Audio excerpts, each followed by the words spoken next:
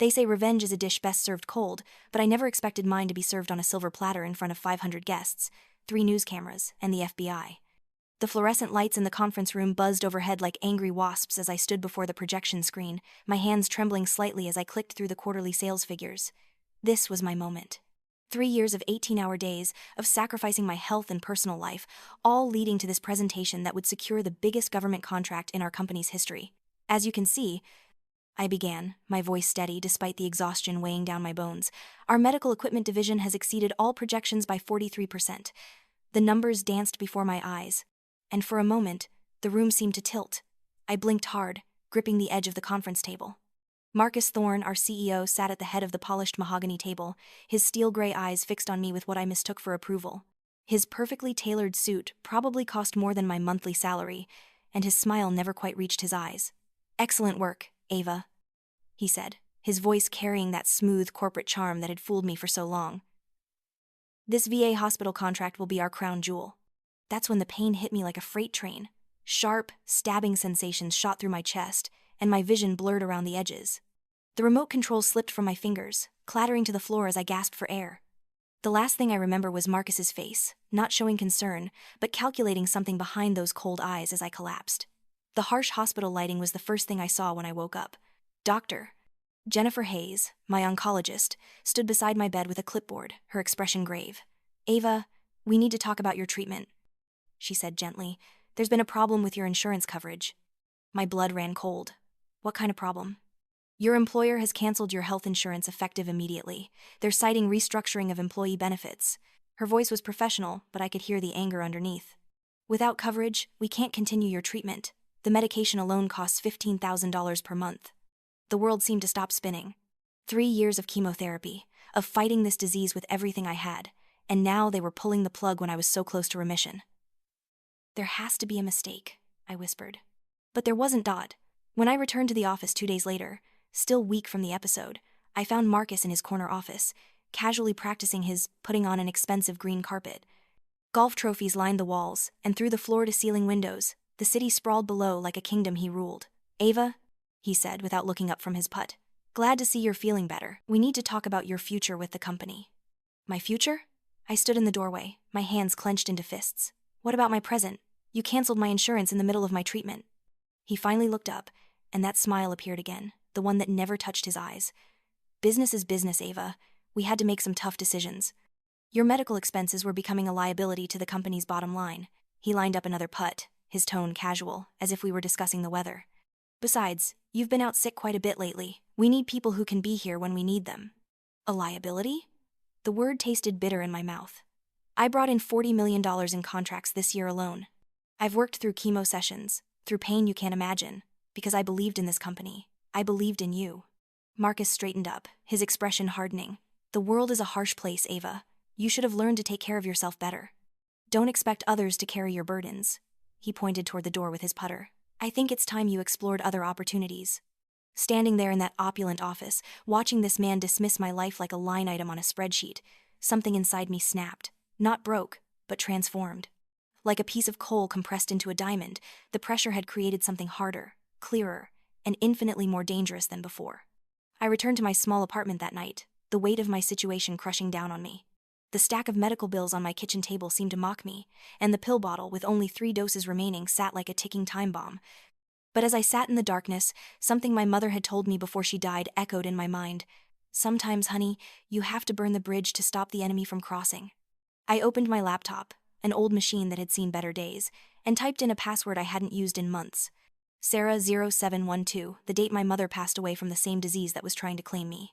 The external hard drive hummed to life, and I navigated to a folder labeled Pandora Files. For 3 years, I had been more than just a sales manager.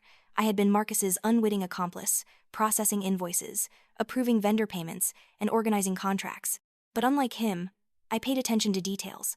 I noticed when the same medical equipment that cost the government $200,000 was available from other suppliers for half that price.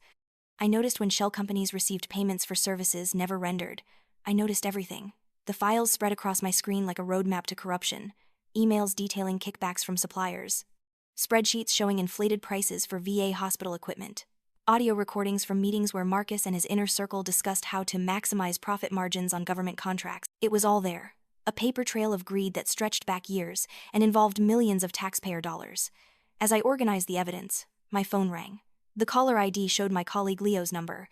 Leo Martinez was the IT specialist who had always been kind to me. A quiet young man who kept his head down and did his job. But his voice was shaking when he spoke. "Ava, I heard about your insurance." "I'm so sorry." He paused, and I could hear him take a deep breath. "Listen, I need to tell you something. Mr. Thorne asked me to go through your computer files to make sure there weren't any security concerns after your departure." My heart stopped. "What did you tell him?" "I told him your computer was clean, but Ava, I saw what you've been collecting. Those files, those recordings, they're going to come after you. Mr. Lynch has been asking questions about you all week." Thomas Lynch was Marcus's head of security, a man whose dead eyes and practiced smile never fooled me. He was the kind of person who made problems disappear, and now I was apparently a problem. "Leo, I need your help," I said, knowing I was asking him to risk everything. "Can you access the main server remotely?" There was a long pause. "That's against company policy, Ava. I could lose my job." "They're going to destroy evidence. Tomorrow morning, Marcus is planning to purge the entire system and claim it's a routine security update. All those government contract files, all the financial records, everything will be gone." I closed my eyes, hoping I was reaching whatever sense of justice lived inside this quiet man. "They're stealing from veterans' hospitals, Leo, from people who served our country." Another pause. Longer this time. "Then, what do you need me to do?" The next few days blurred together like a fever dream. I moved from motel to motel, paying cash and using fake names, while Leo worked his magic from the inside. Meanwhile, I reached out to Julian Croft, a federal prosecutor who had made a name for himself taking down corporate criminals. His office was in a modest building downtown, far from the gleaming towers of the financial district. Julian was a thin man in his 50s with sharp eyes and graying hair that suggested long nights spent poring over legal documents. When I first walked into his office carrying a messenger bag full of evidence, he looked skeptical. "Miss Chen, corporate whistleblower cases are complicated," he said, settling behind his desk. "They're expensive, time-consuming, and they rarely end the way people hope they will. The corporations have better lawyers, more resources, and they play dirty." I placed the USB drive on his desk. "Then it's a good thing I have this." For the next 2 hours, Julian's expression changed from skepticism to interest to outright amazement as we went through the Pandora Files. Financial records showing kickbacks totaling over $50 million, email chains detailing how to inflate prices for medical equipment sold to veterans' hospitals, audio recordings of Marcus laughing about bleeding the government dry. "My God," Julian whispered as he listened to one particularly damning recording. "This isn't just fraud. This is a systematic conspiracy to defraud the federal government. We're talking about RICO charges, money laundering, mail fraud. This could bring down the entire company." "Will it be enough?" I asked. Julian leaned back in his chair, steepling his fingers. "It's more than enough to start. But we need one more piece: direct evidence linking Marcus to the financial transactions. Bank records, wire transfer authorizations, something that puts his signature on the crimes." That's where Leo came in. While I hid in cheap motels and Julian prepared his case, Leo worked from the inside like a digital ghost. Every night after the office closed, he would access the secure servers, copying files and sending them to an encrypted email account we had set up. It was dangerous work, and I knew we were asking him to risk everything. The breakthrough came on a Thursday night. Leo called me at 2 a.m. from the office, his voice barely above a whisper. "Ava, I found it. Marcus's personal authorization codes for all the major transactions. He's been personally approving every fraudulent payment for the past 3 years. It's all here: wire transfers, bank authorizations, even his digital signature on documents ordering the destruction of audit trails. Can you get it to Julian?" "I'm uploading everything now, but there's a problem. Lynch is here. He's doing a security sweep of the building. I think they know someone's been accessing the files." My blood ran cold. "Get out of there, Leo. Right now." "I can't. If I leave now, they'll know it was me. The upload needs another 10 minutes to complete." I could hear fear in his voice, but also determination. "Ava, if something happens to me, make sure they pay for what they've done. Not just to you, but to all of us. To everyone they've cheated." Those 10 minutes felt like hours. I sat in my motel room, staring at my phone, waiting for Leo to call back. When he finally did, his voice was shaky but relieved. "It's done. Everything is uploaded. Julian should have it all by morning." "Are you okay?" Lynch came by my floor, but I convinced him I was working on a routine system backup. "I don't think he suspects anything, but Ava, we can't do this again. They're going to be watching everyone now."